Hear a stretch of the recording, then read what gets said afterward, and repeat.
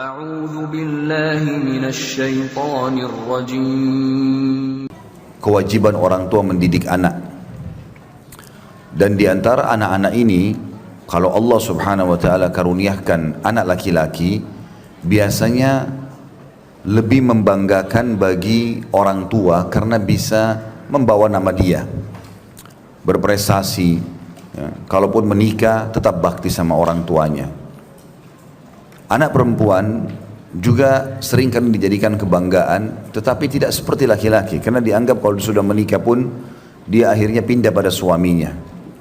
Tetapi ada sebuah poin yang harus digarisbawahi, walaupun kita harus adil memberikan kepada anak-anak, yang ini nafkahnya 10.000, yang ini 10.000. Ini pakaiannya harga 10.000, ini juga 10.000. Disamaratakan.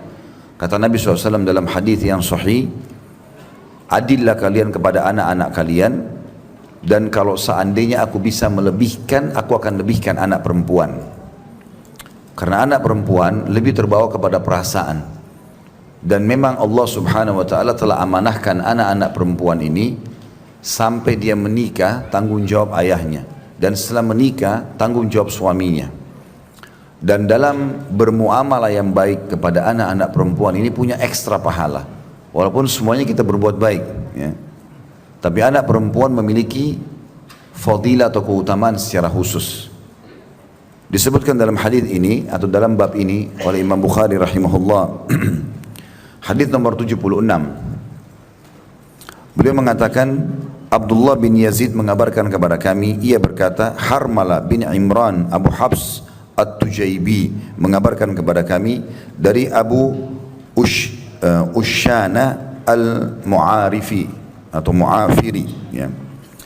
An Uqbah bin Amir radhiyallahu anhu qala sami'tu Rasulullah sallallahu alaihi wasallam yaqul man kana lahu thalathu banatin wa sabara alaihinna wa kasahunna min jiddatihi kunna lahu hijaban minan nar. Dari Uqbah bin Amir radhiyallahu anhu, ia berkata, Rasulullah SAW bersabda, barang siapa yang mempunyai 3 anak perempuan dan ia bersabar terhadap mereka serta memberi mereka pakaian dari hartanya, maka mereka, anak-anak perempuan itu akan menjadi tirai baginya dari api neraka atau penghalang dari api neraka. Sebelum jauh membahas, tentunya jauh sebelum seseorang menikah dalam Islam, ya, mungkin kalau ada teman-teman yang hadir yang belum menikah, maka targetnya bukan hanya sekedar menikah saja, tetapi bagaimana dia dari awal semenjak dia bujang dan gadis sudah memohon kepada Allah SWT dikaruniai pasangan yang baik dan keturunan yang saleh. Banyak orang subhanallah belum dikaruniai keturunan karena memang mungkin dari awal ada bahasa-bahasa yang dia ucapkan, saya kalau nikah nggak mau punya anak dulu, misal saya jadi doa itu, atau saya kalau menikah mungkin ya saya cuma mau anak laki-laki, saya nggak mau anak perempuan, atau saya cuma mau anak perempuan tidak mau anak laki-laki.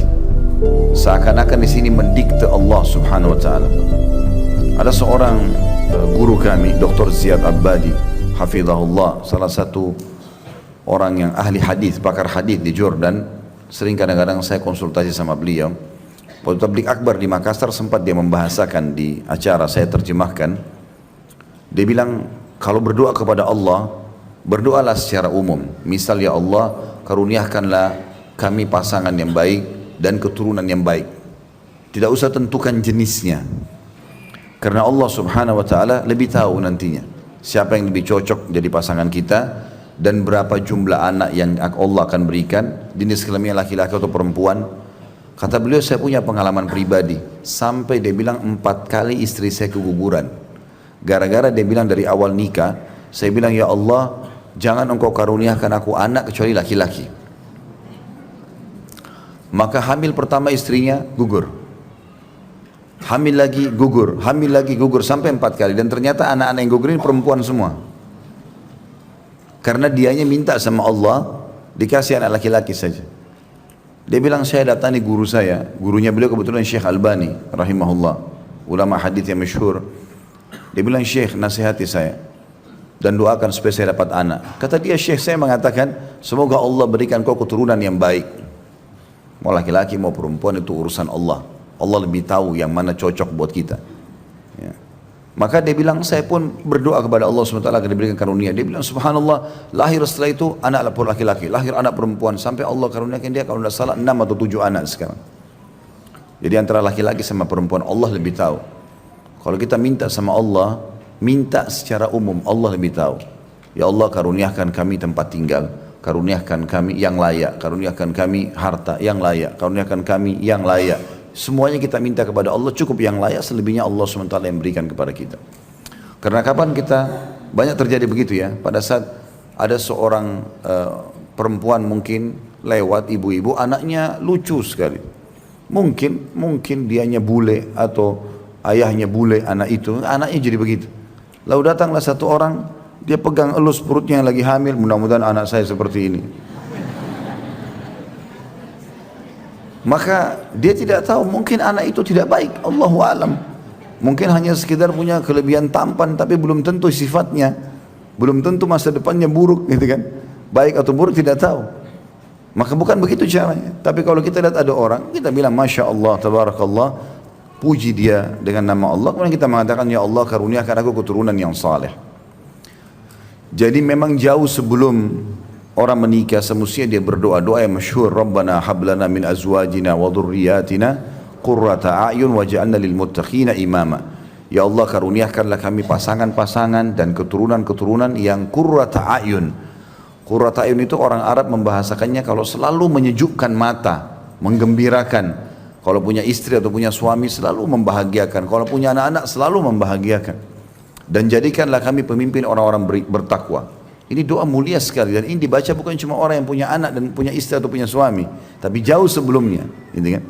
Orang yang sudah berumah tangga pun lebih layak dia untuk baca doa ini supaya pasangannya diperbaiki oleh Allah dan keturunannya juga diperbanyak oleh Allah SWT sesuai dengan yang Allah inginkan, Allah takdirkan. Allah lebih tahu kebutuhan kita, berapa orang yang diamanahkan, jenis kelamin mana, itu semuanya kita pasrahkan kepada Allah Subhanahu wa ta'ala.